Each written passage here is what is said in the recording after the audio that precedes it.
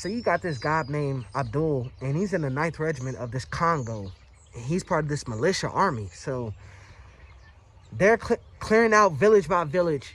And over the course of the day, they end up killing like over, I don't know, maybe 500 insurgents. So they got a call to fall back. And they had to fall back into a designated area because it's more reinforcements of enemies coming. So they end up hiding out, and it ends up turning dark time. So now Abdul, he's in there just clowning around with his, his mates and all that. And he's cleaning his gun or whatever, and he's in there with his friend. And they're talking about the losses that they took that day, and what they're going to probably have to be doing in the upcoming morning or whatever.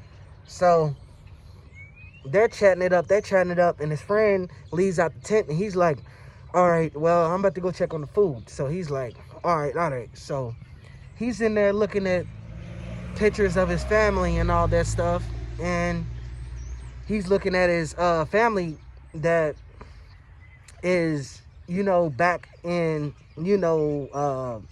the village where he's from. Like, he's basically doing this to make a better life for them. So he's sitting there looking at the pictures, and he's reminiscing or whatever. And they end up going out there drinking. And when he's drinking, he sees that something's being cooked, but he's not really thinking nothing of it because they always, cook over the fire. So it wasn't nothing new for real. So he's drinking, they're dancing around the fire, and then all of a sudden, he passes out. Now, when he passes out, he ends up waking up to everyone around the fire passed out, and they got like plates sitting there beside him like they all ate or whatever. So he's holding his stomach. He's like, So, of course, one of them was on guard, so he goes over there like, you see anything? And they're like, no, I don't see anything yet. So he's like, well, man. And that's when he started throwing up. He's like, well, man, you drunk, man. I told you, man, don't eat so much of that food. He's like, man, what do we eat anyway? Like, what do we eat? And he's like, you don't know? They look over there. It's in the pot. Matter of fact, I'm going to need you to stay and watch so I can go get some. So he goes over there, and he's trying to sober up. And when he looks inside of the pot sitting over the fire, he ends up seeing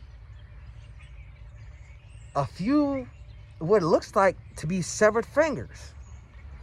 So he's looking, and he's staring it up some more at the spoon, and he ends up seeing a human eye. So he falls back.